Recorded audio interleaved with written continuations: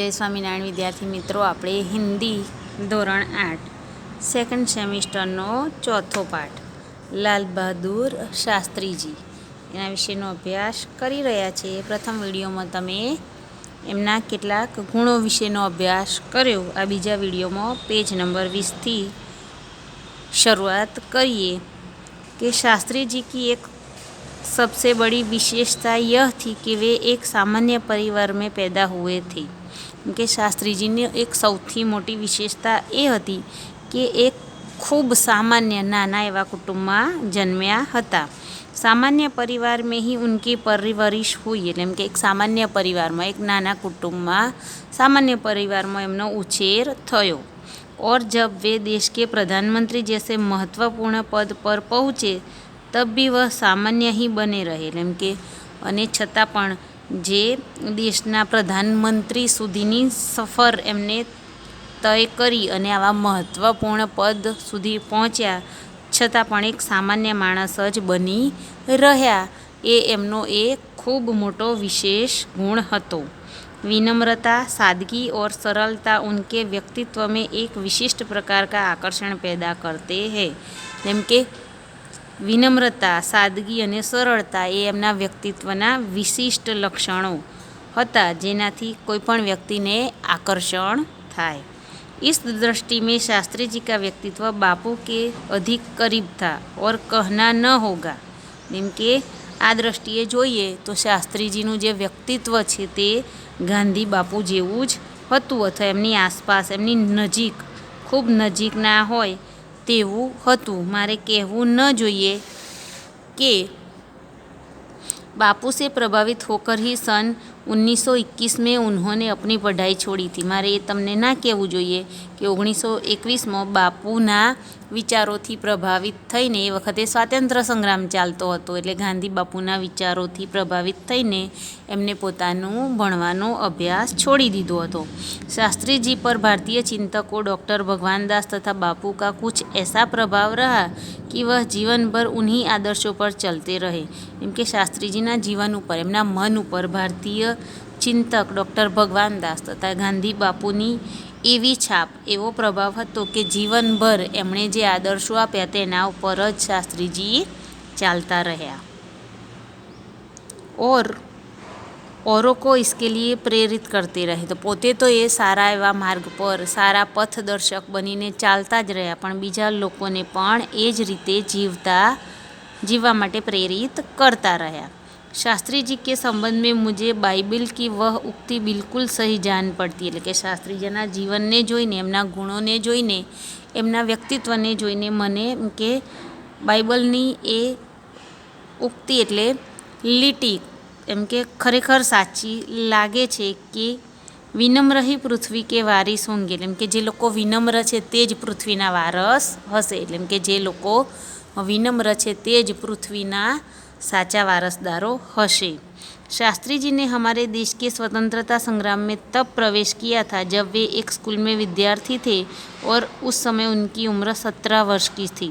એમ કે શાસ્ત્રીજીને આપણા એમ કે દેશના સ્વાતંત્ર્ય સંગ્રામમાં એ વખતે પ્રવેશ કર્યો જ્યારે તે એક સ્કૂલના વિદ્યાર્થી હતા અને માત્ર 17 વર્ષના હતા.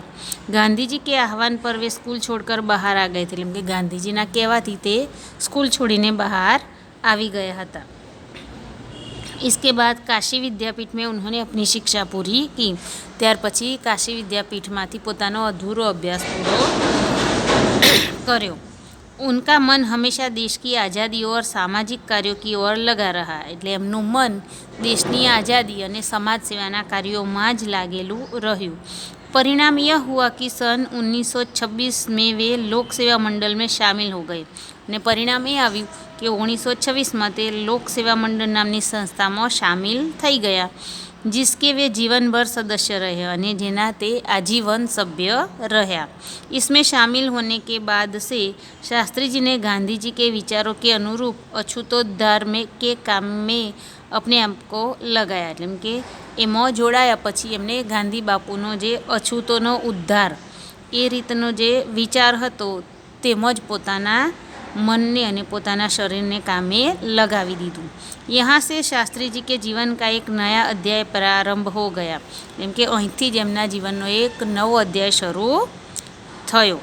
सन 1930 में जब नमक कानून तोड़ो आंदोलन शुरू हुआ तो शास्त्री जी ने उसमें भाग लिया.